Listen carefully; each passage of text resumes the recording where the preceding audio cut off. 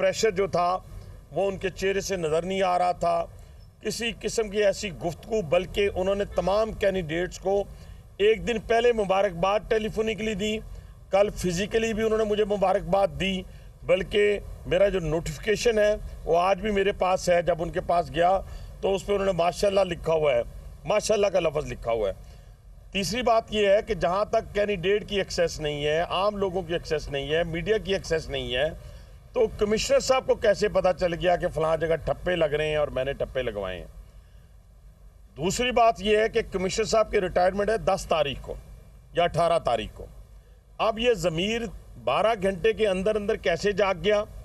और जहाँ तक हमारी हुकूमत का ताल्लुक़ है, हमारे लोगों का ताल्लुक़ है, जो मेरी अपने बड़ी लीडरशिप से बात हुई है, उन्होंने तो यहाँ तक कहा है कि हम इसको इसलिए अपॉइंट नहीं करते थे, ये केयर टेकर गवर्नमेंट के दौरान अपॉइंट हुए थे, अगर आपको याद हो तो ये हम उस वक्त नहीं करते थे क्योंकि करप्शन की बुनियाद के ऊपर हम इस शख्स को, मैं हमेशा खुड्डे लाइन रखता था, जो हमारी लीडरशिप है, जो मेरी उनसे बात हुई है।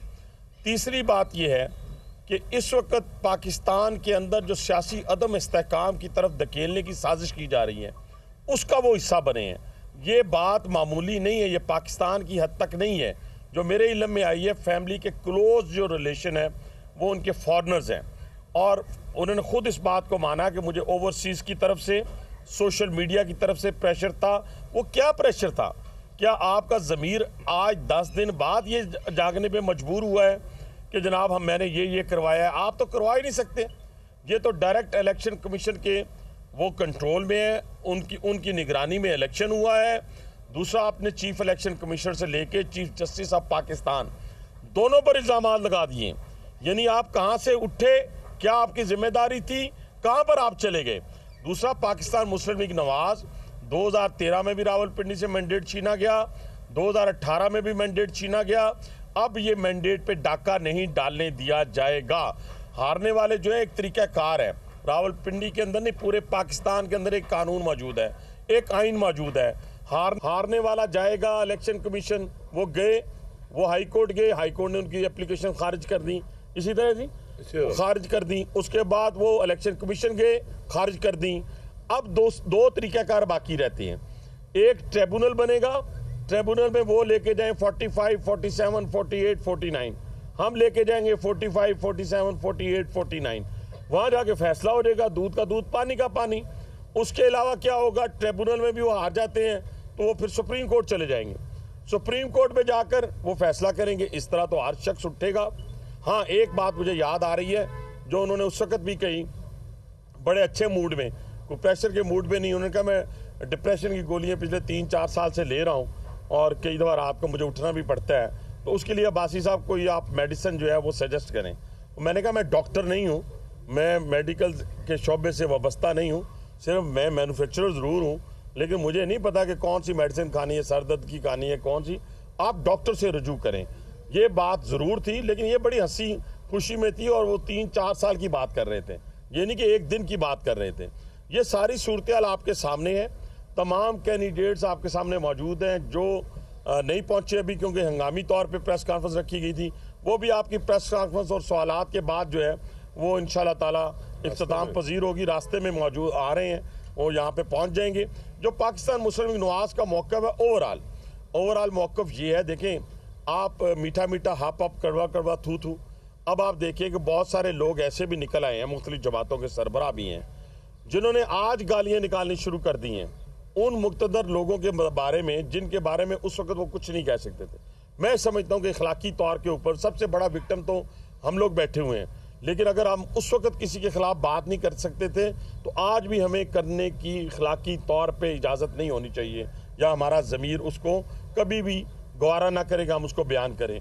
आप जीत के KPK के अंदर वाह वाह वाह वाह वाह, आपने इंडिपेंडेंट सीट्स ले ली, वाह वाह वाह वाह। अगर आप मरकज़ में हुकूमत नहीं बना सके, अब आप देखें पंजाब के अंदर सिंपल मेजॉरिटी के साथ मरियम नवाज साहब जो है वज़ीर आला बन रही हैं।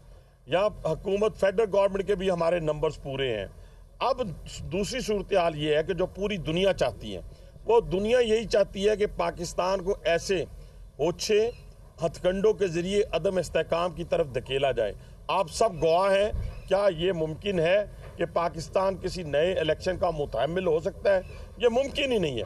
और इसकी बुनियाद ही इसलिए रखी गई है, और ये ताने बाने भी, जाने में भी और अनजाने में भी, ये ताने बाने भी जाकर आपको गैर मुल्की ताकतों के साथ भी मिलेंगे और ऐसे लोगों के साथ भी मिलेंगे जो पाकिस्तान को अदम इस्तेहकाम की तरफ धकेलना चाहते हैं।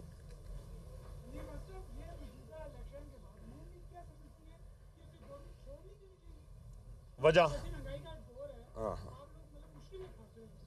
नहीं, मैं बात सुने पहले मैं आपको फलसफा बताता हूँ। इलेक्शन बंदा लड़ता क्यों है? इलेक्शन जीतने के लिए और इक़्तिदार के लिए लड़ता है। कभी किसी ने इलेक्शन जो है वो अपोजिशन में रहने के लिए नहीं लड़ता, ये पहले आप ज़हन में रख लें। और वो जो आकर इक़्तिदार संभाल कर डिलीवर नहीं कर सकता या नहीं करना चाहता, उसको इलेक्शन लड़ने की ज़रूरत नहीं है। इसलिए मैं पार्टी के फैसले नहीं कर रहा, ना पार्टी का फैसला सुना रहा हूँ। मैं अपनी राय दे रहा हूँ कि पार्टी को धड़ल्ले के साथ सुबह पंजाब में आगे बढ़ के लोगों की खिदमत करनी चाहिए, और मरकज़ के अंदर भी जो नामजदगी हुई है उस बुनियाद के ऊपर आगे बढ़ के जो है वो करनी चाहिए। मैं इसलिए गुजारिश आपसे ये करना चाहता हूँ कि इस वक्त हुकूमत लेना और करना ये हमारे फ़राइज़ में शामिल है।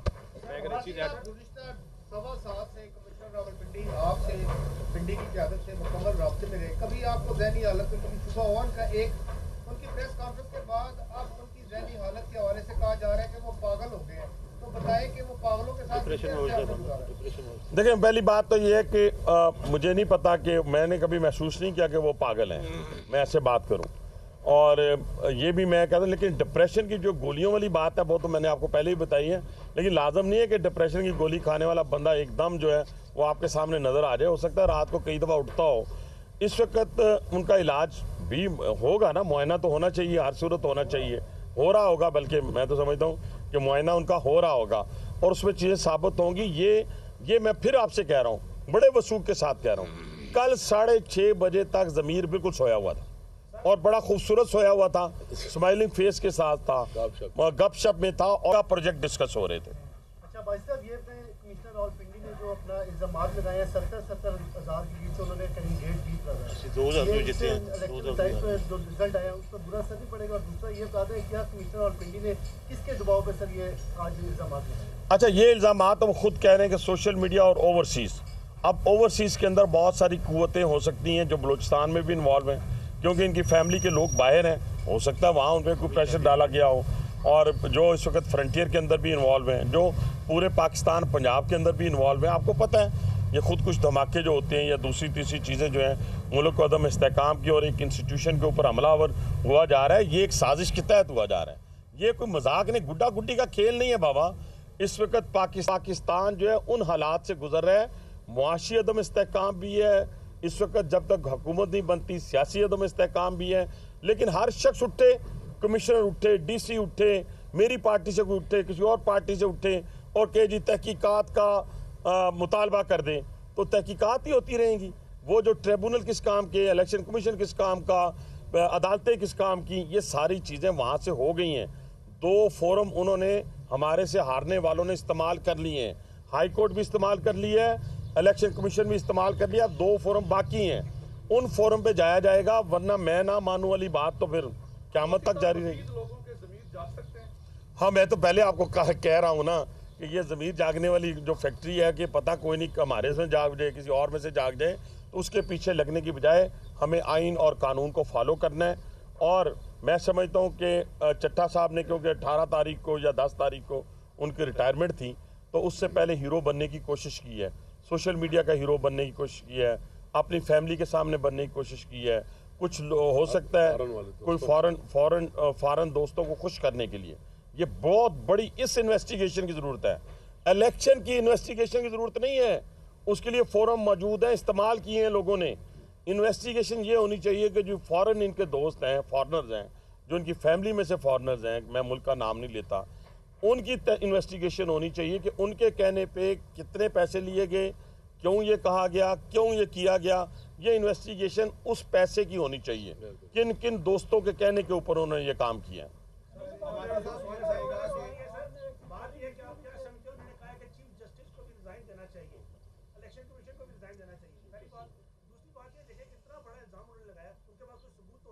हाँ बिल्कुल आए ना, सबूत ला के आपके सामने पेश करें। ये तो क्या बात आपने की है माशाल्लाह, इससे अच्छे तो जर्नलिज्म हो ही नहीं सकती। इसीलिए जब हमसे मांगे गए या हमसे मांगेंगे, जब हम ट्रिब्यूनल में जाएंगे हम 45 भी लेके जाएंगे। हम 40 को दुरुस्त किया जाए। फॉर्म 45 के मुताबिक जो उम्मीदवार जिन पे अवाम ने एतमाद किया है, जो इमरान खान के हैं, उनको कामयाब करार दिया जाए और इस मुल्क में वो हुकूमत बनाई जाए जो अवाम चाहती है, जिसको अवाम ने वोट दिया। अवामी हुकूमत ही तब्दीली लाती है, अवामी हुकूमत ही मसाइल का हल निकालती है।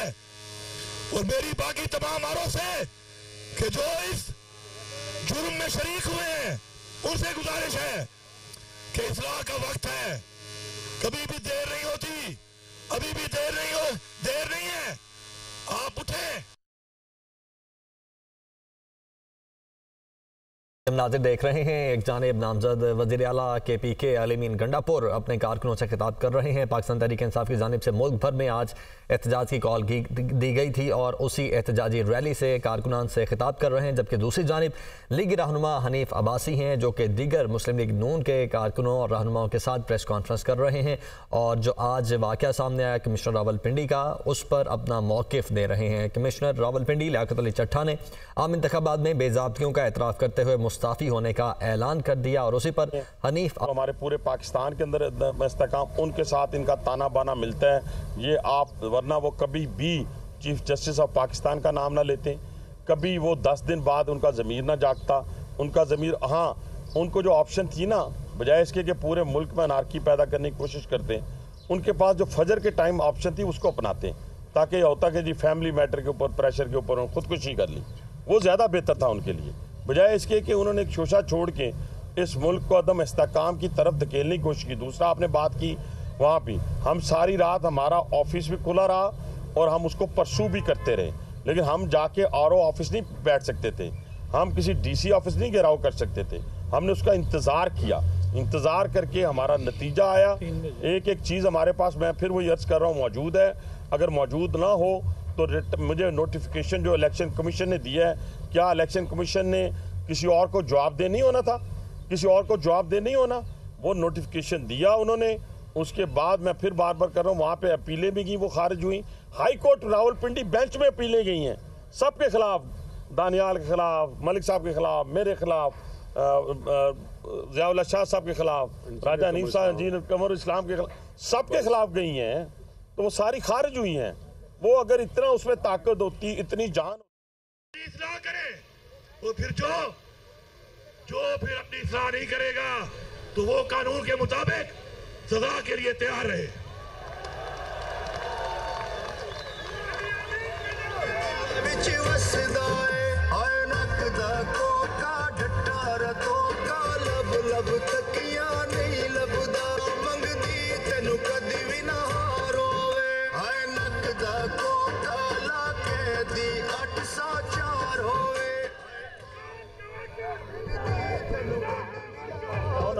तकरीबन ये सिस्टम चलता रहा सारा और काफी बड़े प्रोजेक्ट्स उनके नाम पे हैं, तो अब ये चीज काफी बहुत ज्यादा मतलब मतनाज़ा सी नहीं होगी? आप समझते हैं कि भाईजान मतनाज़ा कोई चीज़ नहीं हुई। मेरे ख्याल आखिरी सवाल है, उसके बाद पानी शानी पीते हैं, बाबर बात करेंगे। मैं जवाब एक अहमियत की हामिल है, वो पटवारी नहीं है, उन्होंने न्यूज़ कॉन्फ्रेंस की है, दीगर जमातें जो सवालात उठा रही हैं तहकीकात की, क्या आप भी प्रेस कॉन्फ्रेंस के ऊपर सवालात करें? एक इलेक्शन के ऊपर क्यों उन्होंने सवालात उठाए? नहीं, मैं किसी के ऊपर मैं ये नहीं कहूँगा। मैं तो पहला पॉइंट ऑफ व्यू मेरा ये है कि हर शख्स उठेगा तहकीकात के लिए, तो ये तो फोरम ही नहीं है। हर बंदे की इन्वेस्टिगेशन वो ना कर सके जो हमारा दिल नहीं मानता। अगर